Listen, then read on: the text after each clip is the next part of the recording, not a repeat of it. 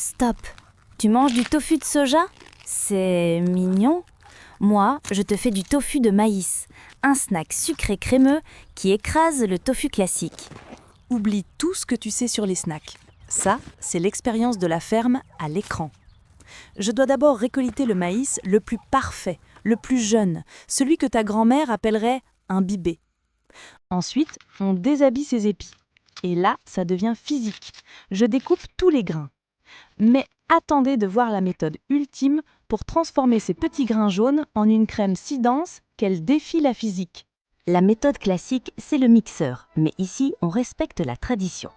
J'utilise cet antique meule en pierre pour un broyage lent qui libère l'essence du maïs sans le chauffer. C'est là qu'on obtient une pulpe jaune vif et épaisse. On l'appelle la pâte ou le lait de maïs.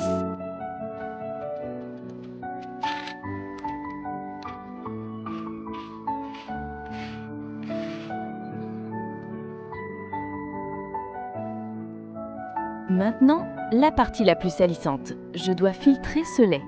On dirait que j'essaie de faire échapper mon maïs d'une prison de tissu. Sérieusement, à quel point je suis à fond dans cette recette. J'ai le bras qui chauffe. Dis-moi en commentaire, quelle est la chose la plus folklorique que tu aies faite pour cuisiner? Après le broyage et la filtration, on a un liquide pur. Certains le boivent juste comme ça, mais c'est l'étape suivante qui change tout. On va cuire cette essence de maïs à feu de bois en remuant sans arrêt. C'est le secret pour atteindre cette consistance onctueuse. La majorité des recettes oublient cette étape finale de coagulation, ce qui donne un résultat fade et peu ferme.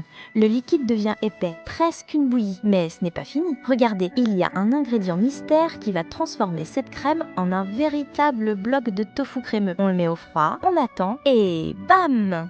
Le secret, c'est ce dernier ingrédient magique pour solidifier tout ça sans un gramme de gélatine ou d'agar-agar. Prêt? Le voilà, notre tofu de maïs. Un snack sucré incroyable à déguster froid. L'ingrédient magique? Des feuilles de lotus. Leur sève agit comme un coagulant naturel tout en donnant un léger parfum. C'est 100% naturel et le résultat est parfait. Regardez cette texture, lisse, ferme et fondante à la fois. C'est l'essence du maïs mais élevée au rang d'art. On ajoute juste quelques fruits secs et l'expérience est totale. Goûtons ça. C'est tout ce que j'espérais. Abonne-toi maintenant pour ne rien manquer des prochains tests fous. Like si ça t'a choqué que ce soit fait avec du maïs et partage à ton ami obsédé par le tofu. Ça, c'est la vraie cuisine.